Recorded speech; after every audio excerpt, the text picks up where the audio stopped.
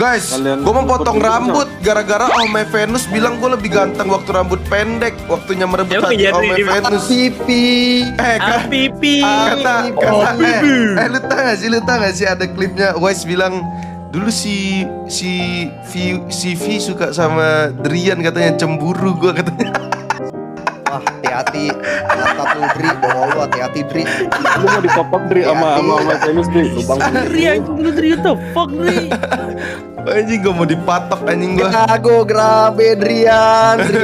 Adrian, suaranya gitu. Jaga ada baik-baik. Batas waktu itu Onik PH datang ke Indung liatin Drian mulu si Venus anjing. Mas. Selamat pagi anak-anak yatim. Pagi Pak Andreas. Anjing juga nih guru. Hari ini kita akan belajar bernyanyi lagi ya. Kebetulan Bapak bawa gitar nih. Bernyanyi, asik. Lagunya apa Pak? Lagunya apa? Lagunya adalah lagu Budi Doremi. Kalian pasti pada tahu kan? Tahu. Oke, langsung aja kita mulai ya. Oke, Jing. Do, Doakan ku harus re, relakan aku di sini. me. Mi. Maksud Bapak Mi, bukan me. Sorry. Lagian kalian pada tahu kata itu dari mana sih? Masih pada SD juga? Itu Dika yang ngajarin, Pak. Oh, Dika ya? Iya Pak, maaf Pak. Kurang ajar lo Dika ya, dari dulu nggak pernah berubah lo ya. Iya Pak, maaf. Gua. Yaudah, gua mulai lagi nih ya. Baik, Pak. Kita ulang dari mi. Oke Pak. Mi. Misalnya aku kan pulang, pastikan kau tetap menunggu.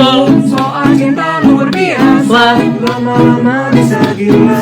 Siapa yang tahu pasti. Dodil. Hei, anak-anak goblok.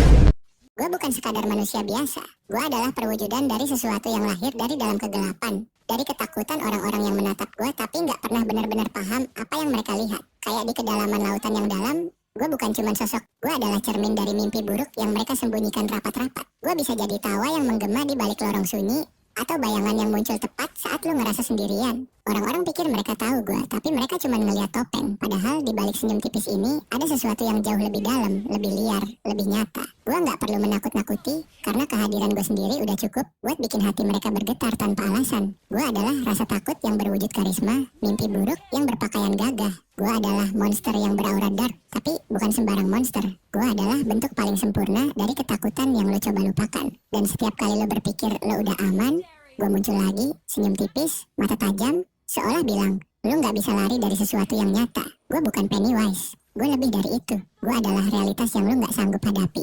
Gue tuh bukan sekadar main di gold lane, gue ngendaliin tempo game dari sana.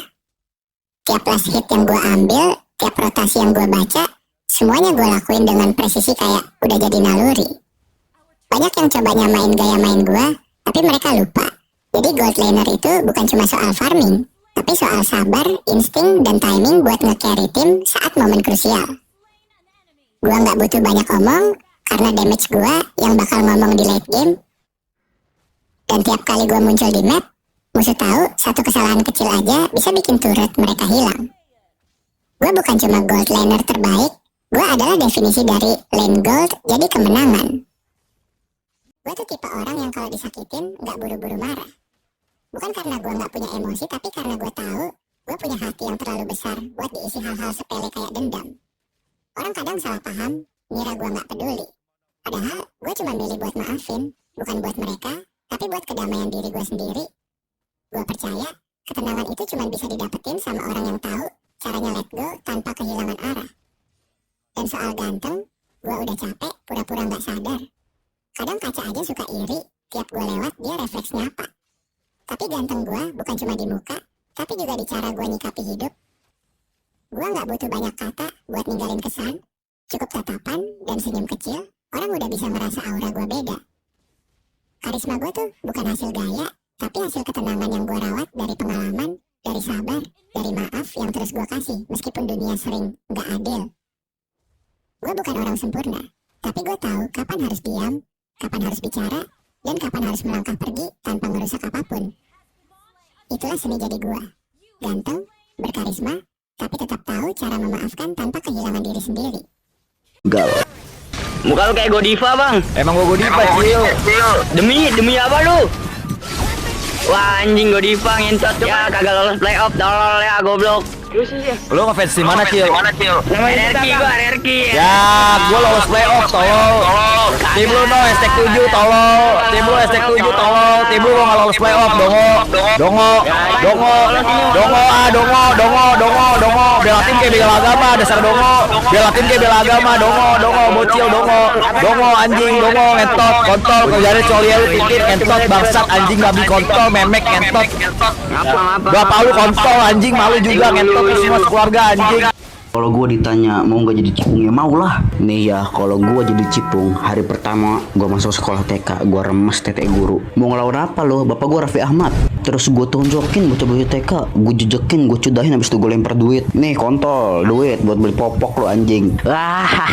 Gue jadi penguasa di sekolah TK itu. Siapa yang mau lawan gue? Gue punya Ferrari. Habis itu kalau kagak ada duit tinggal minta Nagita. Woi Nagita, bagi duit 1 juta gue mau beli rokok. Malamnya gue ke tempat dugem, habis itu gue ke hotel buat check in. Baliknya gue bawa Ferrari, abis itu jebret ketabrak mobil molen meninggal. Wane dingin, ayo masak sing akeh micin. Joko goreng telur, saiki tuku ning di micin mbek telur. Warung Madura, warung Madura.